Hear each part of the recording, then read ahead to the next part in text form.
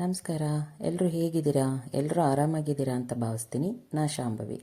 ನಾನಿವತ್ತು ಮೊಳಕೆ ಕಾಳಿನ ಪಲಾವನ್ನ ಮಾಡ್ತಾಯಿದ್ದೀನಿ. ಮೊಳಕೆ ಕಾಳು ಬಾತು. ಮೊಳಕೆ ಕಾಳು ಸಾಂಬಾರು ಯಾರೆಲ್ಲ ತಿಂದಿರ್ತಾರೆ ಅದರ ರುಚಿ ಚೆನ್ನಾಗಿ ಗೊತ್ತಿರುತ್ತೆ. ಅದೇ ರೀತಿ ಇದು ಮೊಳಕೆ ಕಾಳಲ್ಲಿ ಬಾತನ್ನ ಮಾಡ್ತಾಯಿದ್ದೀನಿ. ಒಂದೊಳ್ಳೆ ಡಿಫ್ರೆಂಟ್ ರೆಸಿಪಿ, ಬಟ್ ತುಂಬ ಚೆನ್ನಾಗಿ ಬರುತ್ತೆ. ಒಮ್ಮೆ ಟ್ರೈ ಮಾಡಿ. ಮೊಳಕೆ ಕಾಳು ತೊಗೊಂಡಿದ್ದೀನಿ. ಇಲ್ಲಿ ರುಬ್ಲಿಕ್ಕೆ 1 ಈರುಳ್ಳಿ, 1 ಟೊಮೊಟೊ, ಸ್ವಲ್ಪ ಕಾಯಿನ ಹಾಕ್ಕೊಂಡಿದ್ದೀನಿ. ಶುಂಠಿ ಬೆಳ್ಳುಳ್ಳಿ ಪೇಸ್ಟ್ ಹಾಕ್ಕೊಂಡಿದ್ದೀನಿ. ಶುಂಠಿ ಬೆಳ್ಳುಳ್ಳಿ ಪೇಸ್ಟ್ ಇಲ್ಲ ಅಂದವರು ಶುಂಠಿ ಬೆಳ್ಳುಳ್ಳಿನ ಹಾಕಿ ರುಬ್ಬಿಟ್ಕೋಬೋದು.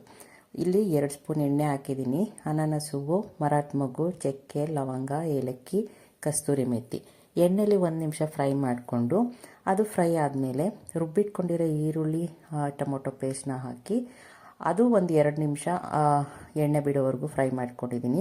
ಅದಾದಮೇಲೆ ಮೊಳಕೆ ಕಾಳು ಏನು ತೊಳೆದಿಟ್ಕೊಂಡಿದೆ ಅದನ್ನು ಹಾಕಿ ಒಂದು 3ರಿಂದ 5 ನಿಮಿಷ ಫ್ರೈ ಮಾಡಿದ್ದೀನಿ ಲೋ ಫ್ಲೇಮಲ್ಲಿ. ಅದು ಫ್ರೈ ಆದಮೇಲೆ ಅರಿಶಿನ ಪುಡಿ, ಧನಿಯಾ ಪುಡಿ, ಖಾರಕ್ಕೆ ತಕ್ಕನಾಗಿ ಮೆಣಸಿನ್ಕಾಯಿನ ಪುಡಿ, ಸ್ವಲ್ಪ ಗರಂ ಮಸಾಲ ಇದಿಷ್ಟನ್ನು ಹಾಕಿ ಮಿಕ್ಸ್ ಮಾಡ್ಕೊಂಡಿದ್ದೀನಿ. ಅದೊಂದು ನಿಮಿಷ ಮಿಕ್ಸ್ ಆದಮೇಲೆ ನಾನಿಲ್ಲಿ 1 ಗ್ಲಾಸ್ ಅಕ್ಕಿನ ಹಾಕ್ತಾಯಿದ್ದೀನಿ. ಅದನ್ನು ಹಾಕಿ ನೀಟಾಗಿ ಮಿಕ್ಸ್ ಮಾಡಿಕೊಂಡು, ಅದಾದಮೇಲೆ 1 ಗ್ಲಾಸ್ ಅಕ್ಕಿಗೆ 2 ಗ್ಲಾಸ್ ನೀರನ್ನ ಹಾಕ್ಕೊಂಡು ರುಚಿಗೆ ಎಷ್ಟು ಬೇಕು ಅಷ್ಟು ಉಪ್ಪನ್ನ ಸೇರಿಸ್ಕೊಂಡಿದ್ದೀನಿ. ಮತ್ತು ಕೊತ್ತಂಬರಿ ಸೊಪ್ಪನ್ನ ಹಾಕ್ಕೊಂಡಿದ್ದೀನಿ.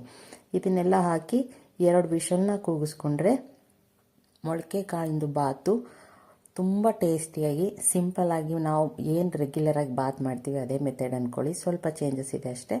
ಟೇಸ್ಟಿಯಾಗಿ ಬರುತ್ತೆ. ಒಮ್ಮೆ ಮಾಡಿಕೊಡಿ. ಮಾಡಿದ್ಮೇಲೆ ಹೇಗೆ ಬಂತು ಅಂತ ಮರೀದೆ ಕಮೆಂಟ್ ಮೂಲಕ ತಿಳಿಸಿ. ಸಬ್ಸ್ಕ್ರೈಬ್ ಆಗಿಲ್ಲದೆ ಇರೋರು ಸಬ್ಸ್ಕ್ರೈಬ್ ಮಾಡ್ಕೊಳ್ಳಿ.